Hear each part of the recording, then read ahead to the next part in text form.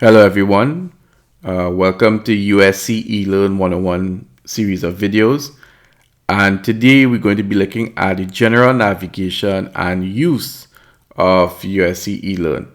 This is the learner's version, meaning that this video is specifically created for students and to meet their needs on USC ELearn. Today, we're going to be taking a high-level approach to how to use USC ELearn. So we're going to be unpacking a lot of topics. We're going to be looking at things like your dashboard, assignments, quizzes, forums, etc.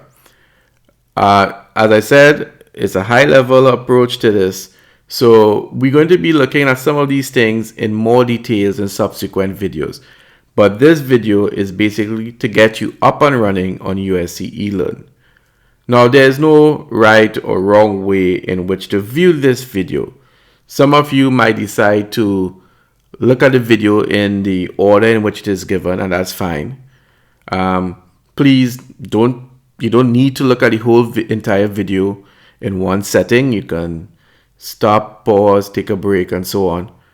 And the other way in which you may want to use this video is to look at sections of the video that you think you need at that moment. And how this video is constructed is that it's a YouTube video, and if you go to the YouTube channel itself and you view the video on YouTube, you'll see that we have created links in the description that directs you to specific sections of the video.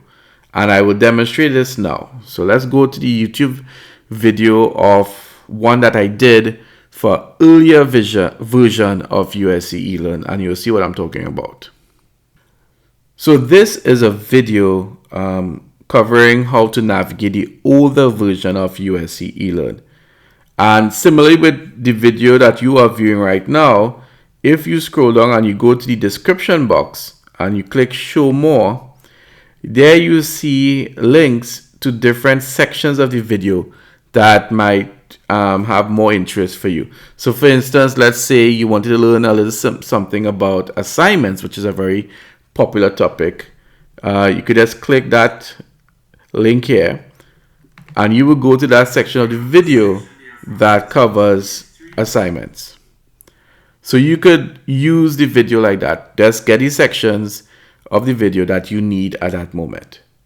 So how you proceed, entirely up to you. So you might be wondering, what is USC ELearn? Well, USC ELearn is USC's customized version of the Moodle learning management system. And Moodle is a software that is used by a lot of universities, both locally, regionally, as well as internationally. And we have taken the software and customized it for our specific learners and teachers' needs, and we have called it USC ELearn. So at USC, there are two major categories of courses that we offer on USC ELearn. There is the USC Online category and the USC eSpace category. The USC Online category will consist of the courses that contribute to a fully online degree program. While for the USC eSpace category, it will be blended and online courses that contribute to a face-to-face degree program. So now that we have looked at some definitions and so on, let's look at USC ELearn. So for the purposes of this demo, I will be the student Stan Lee. So when you log into Moodle, you are carried to your dashboard and you will see your name in the top right corner, as well as a profile pic if you have one.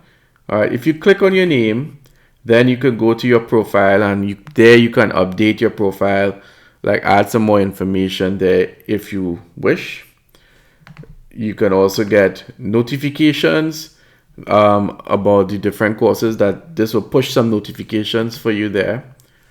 All right, now course overview. So these are all the courses. Well, I have set it as all right now. There are different options here, But to be on the safe side, you can leave it as all. So you have, this will be all the courses that you have done on USC ELearn. All right. And in this second row here, it's recently accessed courses. So these, as the name suggests, would be the courses that you recently accessed. So up here, all the courses that you have done on USC ELearn. Below, the courses that you recently clicked on and did something on. Okay.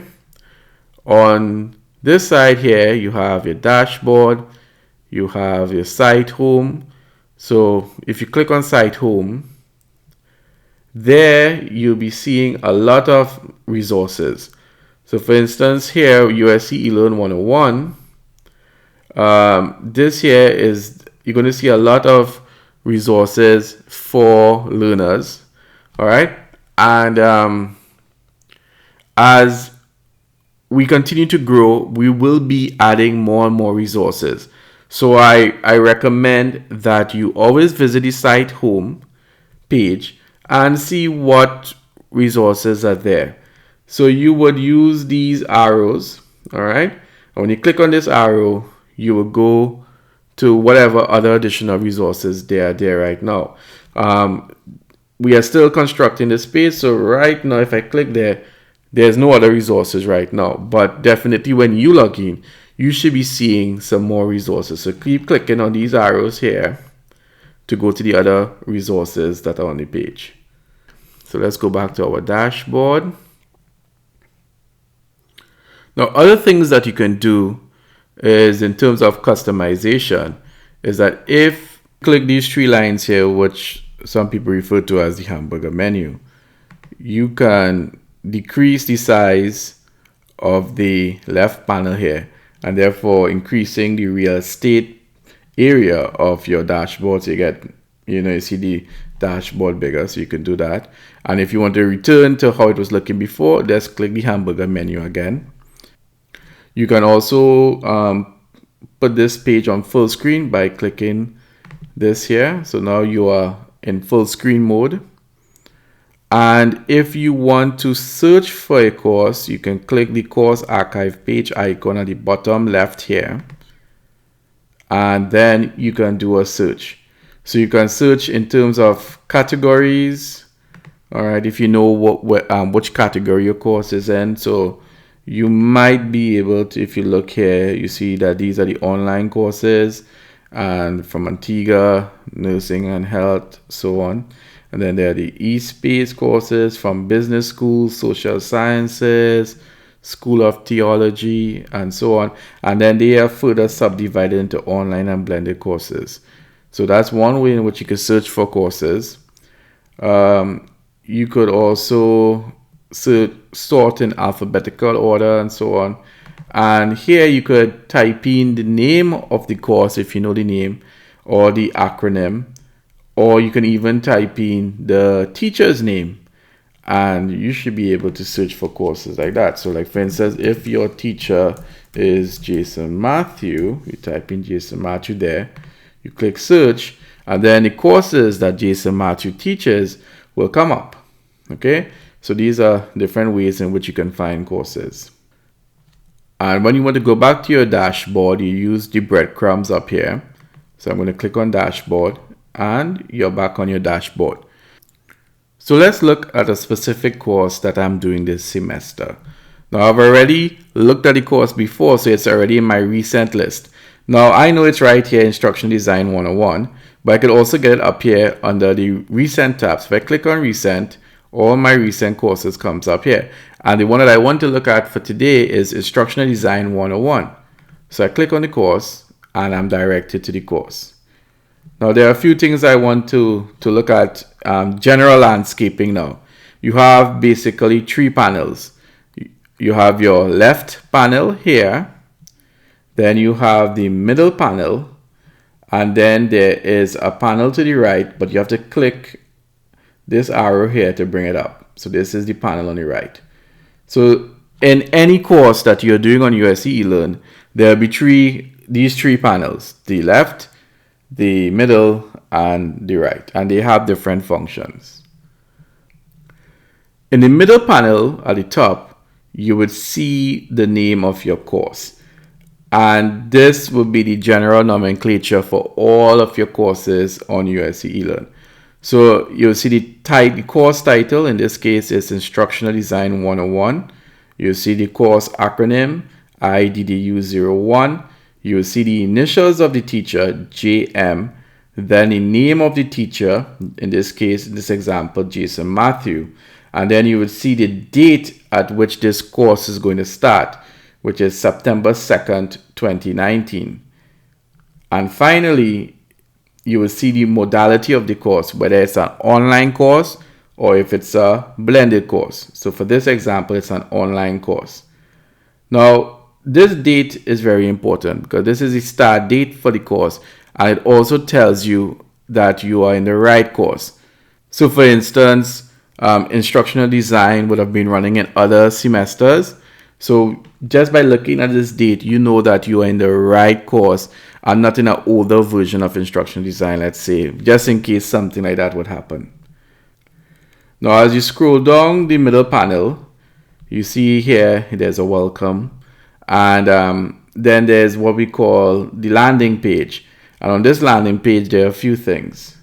So in this example here, it's the School of Distance Education.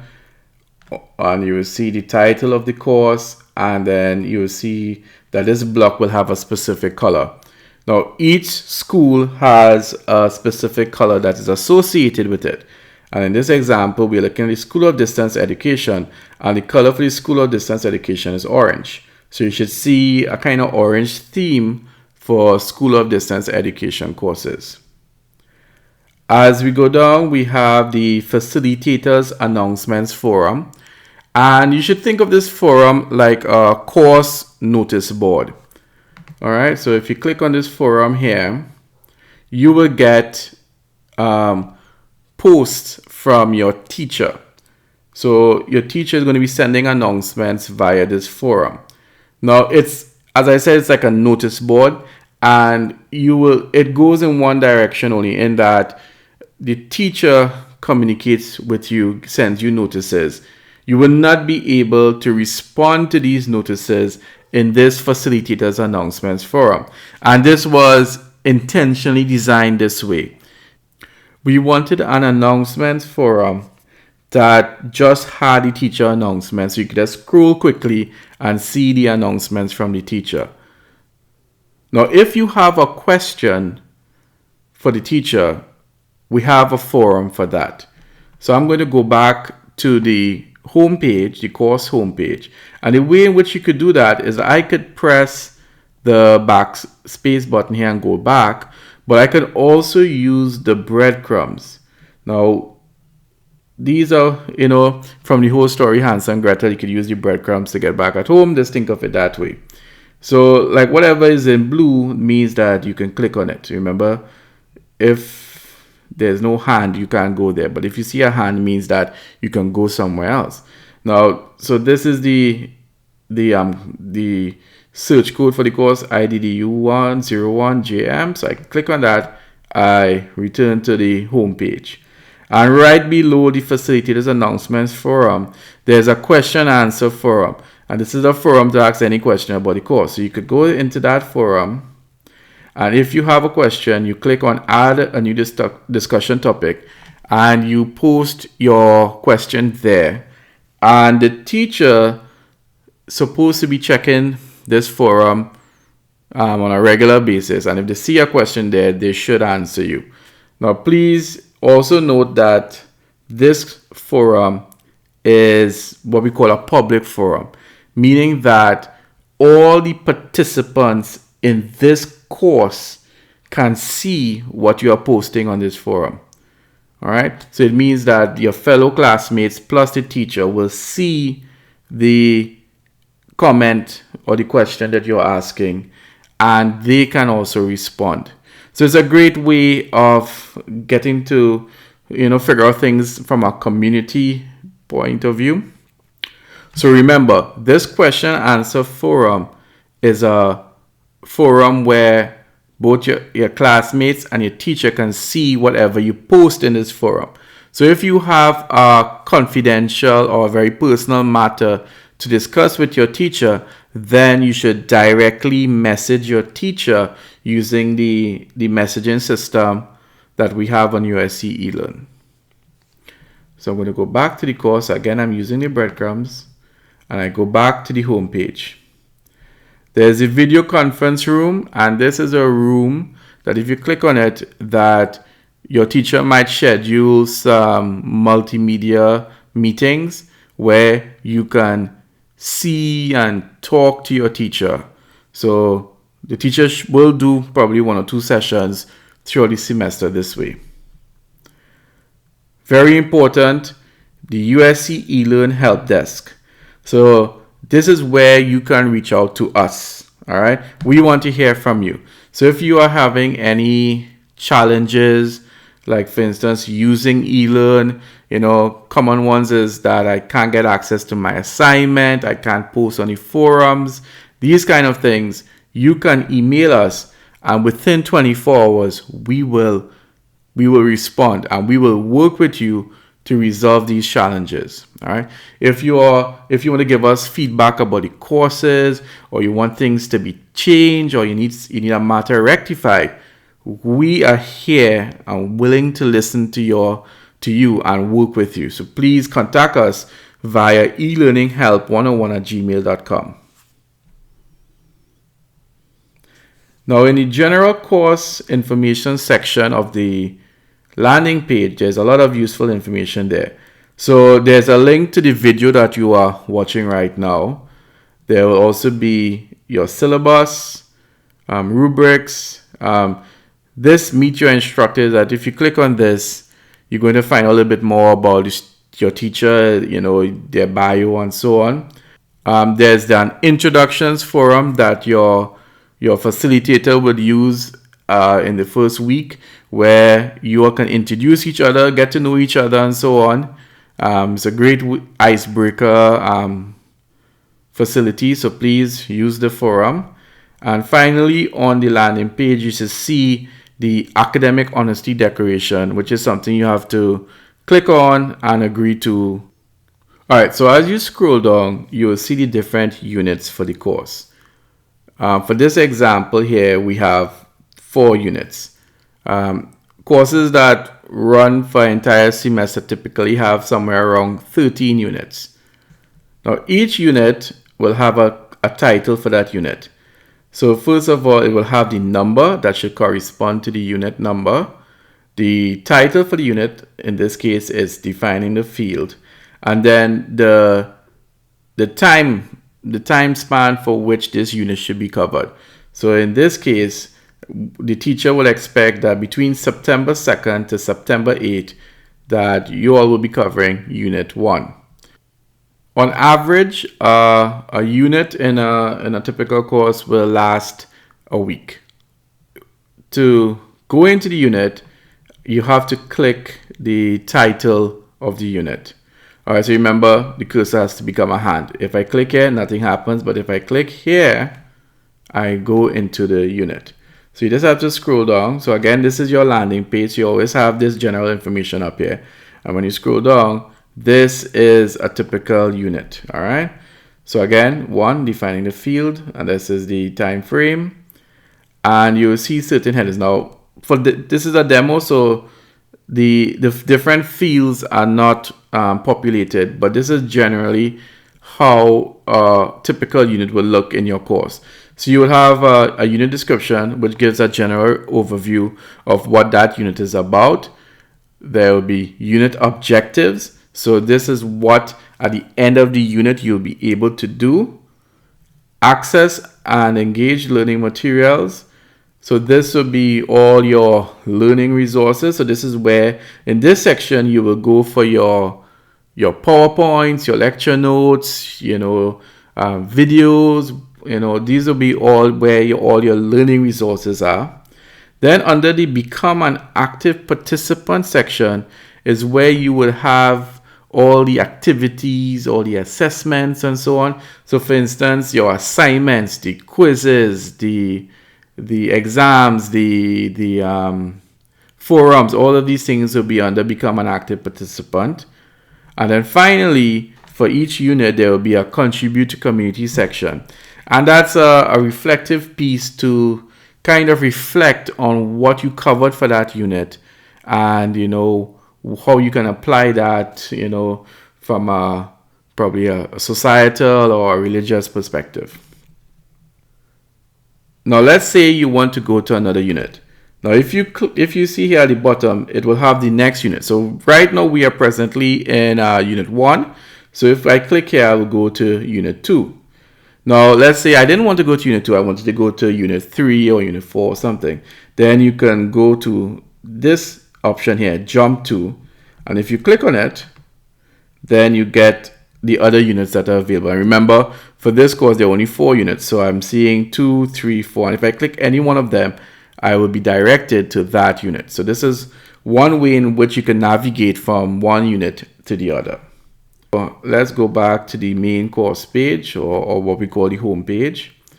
All right, so far we have looked at a typical unit, what it consists of. Or something I should show you as well that's really cool is that if you look at each unit, it tells you as a summary that there's, for instance, in unit 3, there's a quiz, there's one assignment, and there's one forum.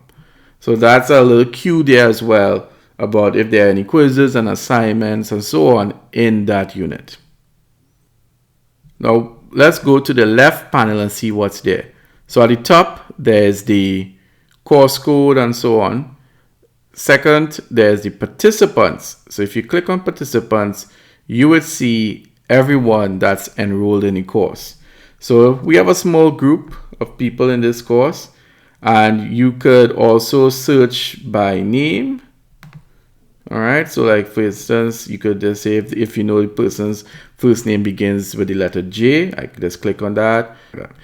All right, so you could go back to all to see everyone. Presently, this is a very small class, so it's very easy to search for the names on what you want. But these search functions, like for instance, using the letters to find the first name and the surname, will be very useful for your typical class, which could have between 25 to 30 people. Also, in addition to being able to search for a first name or surname, you can also use the keyword select filter here. So for instance, like if I am looking for the teacher, I start typing the first letters and I see teacher comes up. I click the row teacher, and that should select only the teacher. All right. Now another thing. So again, when you want to get all participants back, you just remove the search that you were doing. So you click on the X here, no filters are applied. You're going to get all the participants back. Also, you can search, in this example here, we have no groups. But for instance, if your teacher creates groups and so on for you, you could also search under groups. So like you could type in group 1, all right? In this case, we do already have groups, so we can't look there. But if you type in group 1, if there was a group 1, then all the participants for group 1 will come up. All right, so that's another useful thing about using the filters. All right, now let's say you want to message your teacher directly. So you just have to go click on the teacher's name, and then you go to the top right there where you see message, and you click on message there. So you write your message in the message box. All right, and when you're finished with your message, either you click enter or you click this icon here, and that will send your message to the person. So in this case, you are sending the message to your teacher. This messaging system here, this is a direct and private personal message to the person you're sending it to. So you just click this, and then the message will go. So as you can see, the message has been sent, and then there's the timestamp there that tells the time that the message was sent. And then your teacher, when the teacher sees the message and replies, the message will come up here. And then you'll see a notification up here as well. Now, unfortunately, when you use messages, there's no breadcrumbs to get you back to the course. So you have to go under recent, and the first course up there will be the course that you were just using. So you click on it and you go back to the course itself. So we have looked at participants. Badges is something that some teachers might do, where they award you badges for completing certain exercises or gaining certain competencies and so on. All right. Again, competencies will be like certain skills that you can get while going through the course. These are optional and not all teachers will use this. Grades, that's a big one. So when you click on grades, you go to the grade book for that course. So you see the different quizzes and assignments and what the marks are and how you are scoring and so on. So that's for grades. And then when you go back to the course, all right, these are your different units. So this is another way in which you can navigate from unit to unit, is by looking here. So like if, for instance, I wanted to go into unit 4, I just click here. And now if I scroll down, I am in unit 4. How cool is that? If I want to go to unit 2, click there. And if you scroll down, I'm in unit 2. All right. And then there are other shortcuts here, like to go to your dashboard, to go to the home page, and so on. So we have covered the left panel, the middle panel. Now let's look at the right panel. So you have to click here to bring out the right panel. Now you could actually click the pin button here, and what will happen is that this panel will now become permanent. All right. Now if you want it to disappear again, just click the pin again and it goes away. All right, so that's something you could do. All right, now this panel has a lot of important stuff. All right, for instance, it has the activities block, and it also has the Forde Library block. So if you click on this block here, you'll be directed to the Forde Library's website, where you could access resources that the Forde Library provides. All right, now one thing I should point out here is that your left and right panel, they work in a very intuitive kind of way.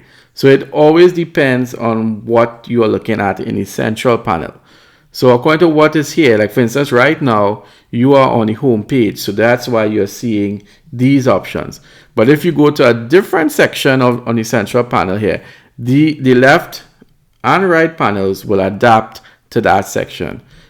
So in the activities block, you see all your assignments, you see the forums, you see the quizzes that are there for this course. All right, so let's click on assignments. So these are all the assignments for the course. And you see there's this 3 and 4, that number represents the unit number. So you know that this assignment is in unit 3, while this assignment is in unit 4. Another thing to look at is the due dates. September 22nd for this one, September 29th for this one, 11:55 p.m. Now, the default on our eLearn is that we use Atlantic Standard Time, AST. So all these times are quoted in Atlantic Standard Time. So that'll be times like, for instance, if you're living in Trinidad, it'll be 11:55 p.m. Now, if you're living not in Trinidad and you have a different time zone, then the time will be different. But the teacher has set it at 11:55 p.m. AST, and that is the time that the teacher will expect that you submit your work, and that will be independent of your own time zone. So one good thing is, and it will be shown in a subsequent video, is that you have to go into your preferences and change your time zone, because by default it's on AST. So if you change the time zone, then the times will adjust to your time zone. All right. So you see how according to where you are, the right panel changes. So the activities block is no longer there. So to get the activities block, you have to go back to the home page. So let's go back here.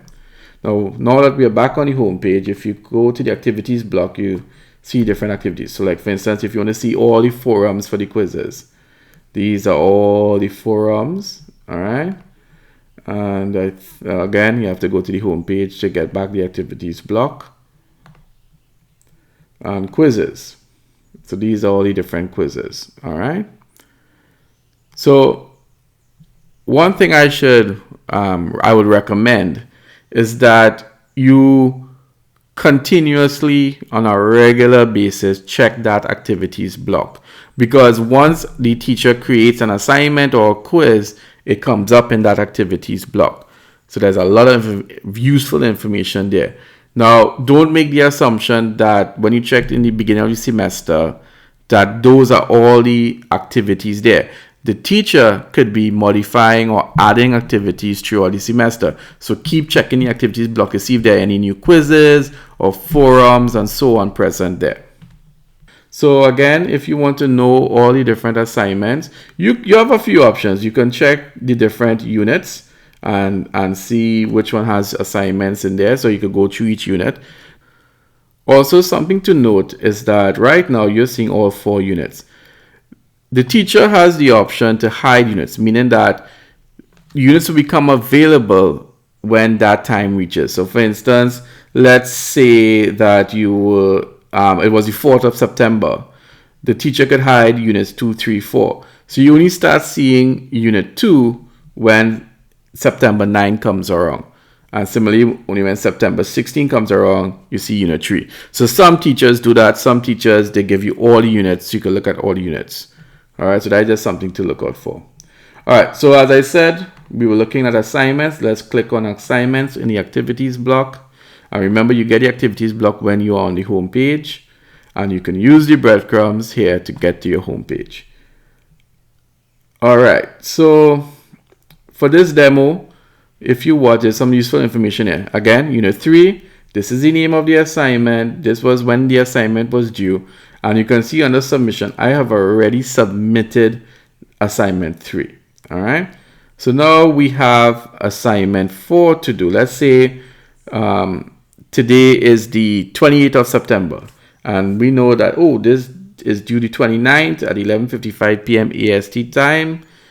Let's submit this assignment. Now remember, it's only when the cursor becomes a hand that that section is clickable and you can go somewhere. All right. So for instance, if I click here, or I click here, or I click here, nothing happens. But when the cursor becomes a hand, if I click here, then it directs me to the assignment. So let's see, submission status, no attempt. That's right, I didn't do anything. I don't have any grades for it because I didn't submit anything. This is the due date. This is how much time is remaining, and so on. So what I do is that I add my submission. So I click the add submission button. And so now I'm here where I can submit. Now, for some assignments, you might see the both options, online text, file submission. So it means that you have the option of either typing in your answer here, all right? Or you can have your answer prepared on a Word document and then you bring it over here, all right? So in most instances, you're going to have both options. Sometimes the teacher removes the online text option, so you can only submit files, or the opposite could happen where the file submission option is off and you could only do online text. So it depends on the preferences of your facilitators and what they want to do. Both could be offered or just one of them. All right, so to submit a file, it's super easy. Let's say for this example, I was going to submit an assignment here. All right, have your Word document on your desktop, and all you do is you take the document from your desktop and you drag it in here. Once it comes up there, and good nomenclature is to put your name, in this case Stanley, the name of the assignment, Virtual Worlds assignment. So it's in there. You click Save Changes. Right, and now your submission status is submitted for grading. Grading status, well, when the teacher grades it and gives you a grade, it's going to change here. All right, this is the assignment. Now you have a few options here. You can edit the submission, or you could remove the submission and add a new submission. All right, and the reason why you have these options is because the due date has not passed. All right, you still have some time for the due date. So once the due date hasn't passed, you will always be able to resubmit. All right. Now, a tip I would recommend is that you save all these Word documents. All right, you have it in a folder with the name of the course, and you save it throughout the semester, just in case, sometimes technology does crazy things. Let's say the teacher is saying, well, I can't see the assignment on my end. At least you have a backup copy that you could give the teacher. All right. So, and you could also contact us at elearninghelp101@gmail.com to see if we could rectify the problem as well. Okay, so let's go back to the course, to the home page. Now that we have finished assignments, let's look at forums. All right, so these are all your different types of forums. This is a forum in Unit 3. This is a forum in Unit 4. Now, generally, how a forum should be set up is that you have the instructions for the forum, and then you have when you should respond to the forum. So in this case, you want to respond by September 22nd, 23:59 EST, and for this one is the 29th, right? Now, some forums may be marked, some forums not. So again, all of that should be indicated in your description column. All right. Now, there you have two options. You have to subscribe to all forums, and you have unsubscribe from all forums. When you subscribe to a forum, what that means is that when a participant in the course posts on that forum, you will get a notification. And that notification will also go to your email that is associated with this eLearn account. All right. Now, sometimes if you are not getting these notifications in your email, it simply means that the notifications are going to your spam folder. In other words, your email client, whether it be Gmail or Hotmail or whatever it is recognizing the notification as spam. So you just need to check your spam folder just to see if it's there. All right. So that's if you subscribe to all forums. And if you click on that, you get a confirmation saying you are now subscribed to all the forums. And if you look under the subscribe column here, you see yes, yes, yes. And all that means is that you are subscribed to all the different forums. Now, I would caution against this because it will mean that once a participant submits or posts anything in any of these forums, you're going to be notified about it. And that could become frustrating very quickly because your inbox is going to be filled with all these notifications. So you should decide which forums are the really important ones and subscribe to that.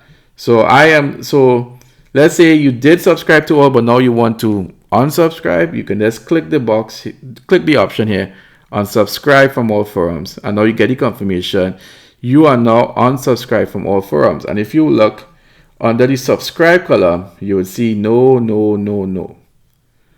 Now, if you are following with me, you will see that this one does not change no matter what.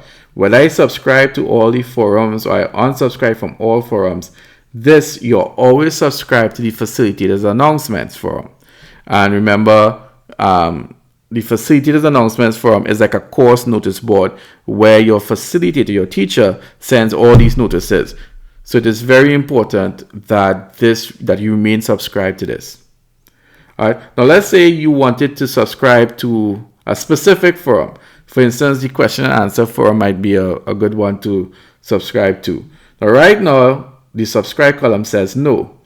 But if I click on the no, it says you will be notified of new posts in the question and answer forum. And I see the no became a yes. Now, let's say I want to unsubscribe from the forum, and then you just go back to the box that says yes. You click on it. It now becomes no. And you get that confirmation saying that you will no longer be notified because you have unsubscribed from the forum. So Please use subscribing and unsubscribing wisely. It will make your life easy and the frustration levels low. All right, so let's look at a forum. All right, now remember, only when it becomes a hand, it's clickable. So like for instance, forum 1.1 introduction, that will most likely be the first forum that you'll be doing. So right now, there's one person who has already posted something. All right, now let's say you want to post something. You just click add a new discussion topic. You could just click, give it a title, and then we're going to give just a quick message. All right. Now, obviously, for your real introduction, it's going to be much more detailed than what we're doing here. This is just a demo. And when you're happy with your message, you post to forum. All right. And there's your message. Now, let's say you wanted to read this other participant's message. Then you click on the discussion. So in this case, hers is called greetings. You click on greetings and you see that person's message there. All right, so Whitney is saying, hello, all, my name is Whitney. I love to sing. I'm looking forward to working with you all in this course. Now, okay, that's a really nice thing to say. So let's reply. You click reply and you say hello. Oops. And when you're finished with the message, you click submit. And now Whitney could either reply to your message, or you could even add to your message by replying to it, and so it goes. All right, now the next one we're going to look at is quizzes. So as I said, you won't be able to get to the quizzes. This column here, just as the left one, changes according to where you are. So because we are on forums here, you get options to either subscribe to the forum or subscribe to this discussion. Oh, that's the next thing I should have shown you. Let's go back to the forum here. All right. And you could use the breadcrumbs to get back to the forum. So let's go to forum 1.1 introductions. Now, you see these little envelopes here?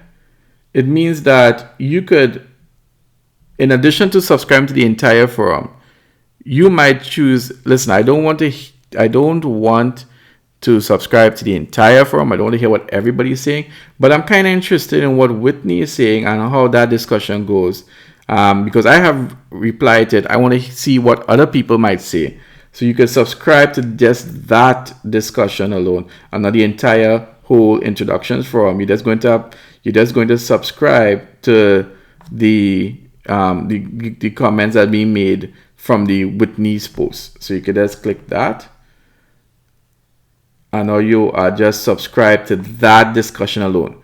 So it means that if anybody replies to either Whitney or your message here within this discussion, you'll be notified via your notifications as well as your email about it. So that's pretty cool as well. So let's look at quizzes now. So I have to go back to my home page and let me look at my activities block, and I'm going to look at quizzes. Now again, let's pretend today is the 28th of September, and so that means that I've already done my quiz in Unit 3, and I did very well. I got 10 out of 10. All right, so now for quiz 4, or in Unit 4. Now again, the cursor has to become a hand, so this one is the Learning Objects quiz. Now in a typical quiz, the way how the teacher will break it down is that they will give you the instructions for the quiz.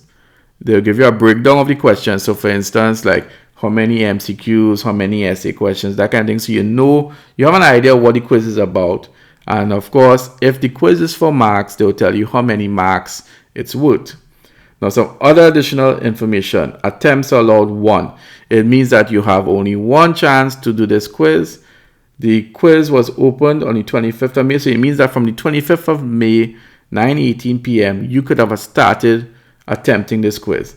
And then the quiz will close on Sunday 29th at 11:59 p.m. All right. So it means that if you go, you start this quiz at Sunday 29th, 11:58 p.m. All right, and you are doing the quiz. When 11:59 comes along, eLearn is going to close off the quiz, and whatever you have done up to that point will be submitted, but nothing else. You will not be able to finish the quiz. So please, people, pay particular attention to the time frames that these quizzes are, because eLearn is not going to give you a blah or say, listen, I'll give you 10 more minutes extra. No, when that time comes on for the quiz to close, it will close on you. All right. And remember, unless you change the time zone in the preferences, the date and time goes with under AST, Atlantic Standard Time, which is the time that we have here in Trinidad. All right. Now, once you are ready, you're prepared for the quiz, you click Attempt Quiz Now. All right. So this quiz has a time limit of 5 minutes. Time will count down from the moment you start your attempt. So let's start this attempt. All right. So you see, this is the timer here. So I'm running out of time. It's 4 minutes, 49 seconds. Oh my. But luckily, it's only 2 questions I have. Question 1, question 2. Let's hope that these questions are not hard. All right. 1 plus 1. Let's go with 3. What is your favorite color? That could only be one color, and that is blue. So you still have 4 minutes, 26 seconds to go. So you could review your answers, make sure you're happy with them, and when you're happy, you click Finish Attempt. Now, because you still have time, you could always return to the attempt. But if you, as I said, happy, then you could say Submit All and Finish. It's actually for the confirmation, Submit All and Finish. Yes, I'm sure. So I click Submit All and Finish again. And as you can see, immediately I get a grade. And it says that I got 5 out of 10. All right. Now, I might want to look and see which question did I get wrong and why I got it wrong.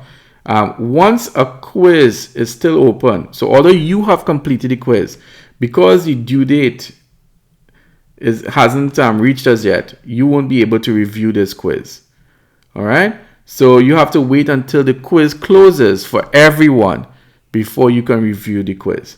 And I'll show you an example of that. Let's go back to quizzes. So I'll go to the home page. And I'm going to go under quizzes here. And let's look at this quiz that we done. And remember, for this demo, we are assuming that it's the 28th of September. So that means that this quiz closed on the 22nd of September. It means I can look at this quiz. Let's look at this quiz that I've done already. And you can see for this quiz, this one wasn't ready for marks, officially for marks. It wouldn't go in the grade book. So you could have done it a few more times and see. So let's see. You click Review. All right. And I can review this quiz because it is closed, meaning that the due date has passed. So now I can look at the quiz. So you can see the actual questions that from right away from the quiz navigation, you can see that I got question 1 correct, but I got question 2 and question 3 wrong. All right. And here now I can see the correct answer. Or this one is correct.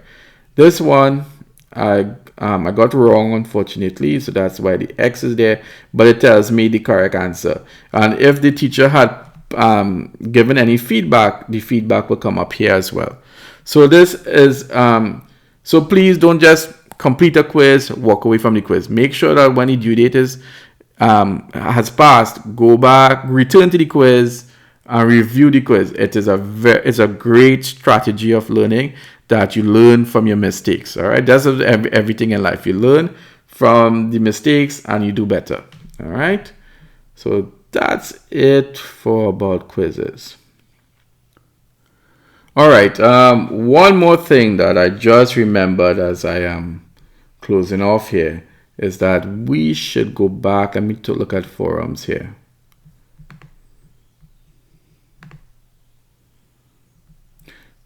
Right, so when you're doing your forums, all right, this one is a nice one. Can games promote learning forum? That's an interesting question. All right, like you could add a new discussion topic here, and you could type out your answer in the message forum. From experience with working with students, I would recommend that you first type out your post on a Word document, a Microsoft Word document, and then you copy and paste that post into this message box. Because what happens is that sometimes people are typing in a message box and they have the page open for a very long time, and what could happen is that the session could time out. The session could time out for a lot of reasons. One is that you had the page open for a really long time, so there was a timeout session that way. Or for instance, the internet dropped or something and there was a timeout session. So to save you a lot of frustration and probably a few tears, please type up your post on a Word document and then copy and paste it into the message box. Now, sometimes when you right click to paste something, you will get this message: currently not supported by your browser. In that case, you need to use the keyboard shortcuts. Now, if you're using a Mac like me, it's Command V to paste, Command C to copy something. If you're using a Windows computer, you use Control V to paste, Control C to copy. So it's just a matter of Command key for Macs and Control key for Windows. All right, guys. So if you all were with me from the beginning to the end, we are finally here at the end. You all are now ready to embrace eLearn, embrace your learning. Have fun with it, people. I wish you all the best in your studies, and if any challenges comes up in terms of using eLearn, in terms of any little course challenges and stuff, please contact us right away. Don't let this accumulate. Contact us right away when you have any problem at elearninghelp101@gmail.com. We want to hear from you, and we will work with you to find a solution. So looking forward to hearing from you guys. So thank you very much for listening to the video, and I really hope it helps you all. And as I said before, best of luck. All right, cheers.